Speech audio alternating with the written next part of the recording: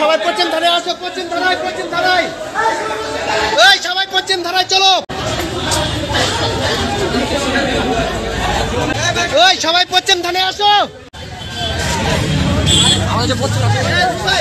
এর মধ্যে বেশিরভাগই আমরা চিনি না তাদেরকে, ইভেন তারা মাস্ক পরা অবস্থায় ছিল। অতর্কিতভাবে এসে একটা হামলা শুরু করে দেয়, একটা উত্তেজনা সৃষ্টি করে দেয়। মাইক নিয়ে এসে বলছে না এখানে কোনো হামলা হতে পারবে না, আমরা ডিসি স্যারের সাথে বসবো, প্রশাসন এটা জবাব দেয়। আমাদের একজন অফিসার যাকে অ্যাসাইন করা হয়েছিল, সেই আসলে তার অ্যাপ্রোচটা আসলে আমরা মনে করছি যে এই পরিস্থিতিতে সঠিক ছিল না। সে যেভাবে তদন্ত করছিল, তো এটা নিয়ে ভুল বোঝাবুঝিটা সৃষ্টি